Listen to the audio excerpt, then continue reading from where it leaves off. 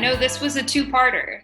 We wrote the majority of it that first time, and then we came back and finished it. Yeah. I think it was, we had everything except for possibly that second pre-chorus. We revisited it like much later on, I think, if I remember. Oh, yeah. A couple months later. Yeah. Man, I mean, You might have even wrote something in between it. Yes, yeah. And I'm glad that we revisited it because I think it's like definitely the edgiest song on the record, and I love the way that it turned out. So that was a title that I had, and I remembered wanting to write about a particular person that I had dated in my younger years and who had, I guess, left some sort of impression on me. It was a loose concept. And what I love so much about King of Hearts is the fact that we talk about this entire situation of being with this player.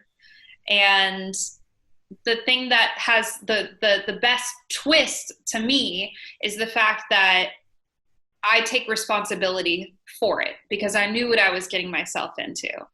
And I remember that train being driven by you guys. Because it's so easy to write those songs that are like, you know, you've been hurt by somebody or, you know, you play the victim. And I love that there's no victim moments on this record. And that if there was any song to have that moment, it would have been that. And I'm so glad that it doesn't exist. When you're going into a situation with a guy who has a bad track record, you kind of know what you're signing yourself up for. And the funny part about all of that too is I remembered people warning me and telling me like, you're not going to be the one to fix this person. You're not going to be the one to change this guy. You're not like the magical answer here.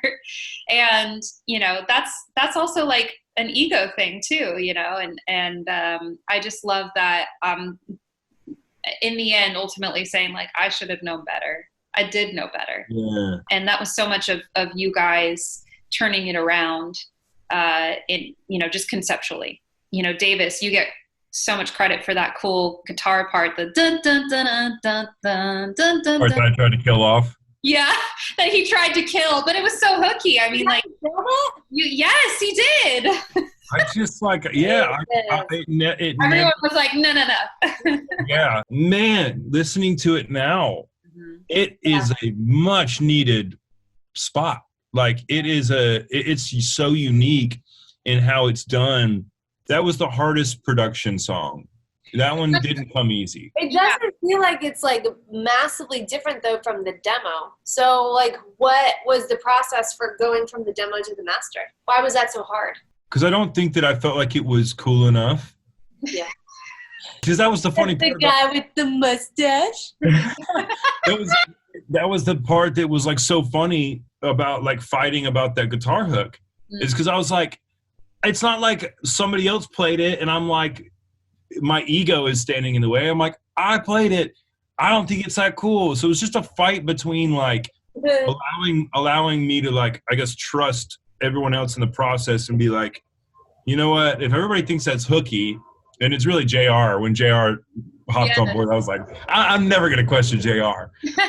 But I mean, I think you have such great instincts that sometimes you don't even want to trust yourself when it comes to you coming up with guitar parts, especially. Let's just like roll it back right now. Davis plays keys. He plays acoustic, electric, bass. He's a mad singer. Incredible vocal producer. Oh gosh. And also mustache. Glad that little part was fought for, and I'm glad that this song made it on the record because it's the most different song I think on the entire album, and it's dark and it's just got such a vibe, and you know I love the idea of, you know, choosing to be with somebody that you know you're not supposed to be with, and ultimately taking responsibility for it when it blows up in your face. I feel like without King of Hearts, you can't appreciate Some Kind of Angel as much. Oh, that's cool. You know? That's neat. I will say that like each different kind of co-writing pair that Rachel and I have on this record is definitely like unique to the song that was written. And so like the 5 that we wrote, they have such a theme. And I feel like we were kind of almost like a family band, like the 3 of us. Like all of our songs have like 3-part harmonies and like gang vocals and like all these different things where we're all singing. And I think that's like such a cool characteristic of the songs that we all wrote together. Well, I mean, I don't know what it was like to be in the other sessions, but that's what it felt like writing them. Absolutely. Like, we just all we were like having fun. It was like joyous. Like just singing the whole time and playing and like, it was like so interwoven. It was just easy.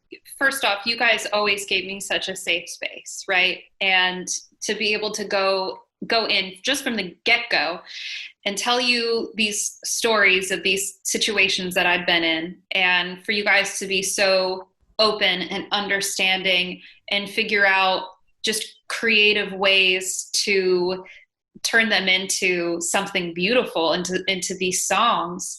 That is where our magic is. Being that like family band feeling was so much of what I'd had. So of course it was like such a great transition into this new chapter. That was like a comfort zone for me, right?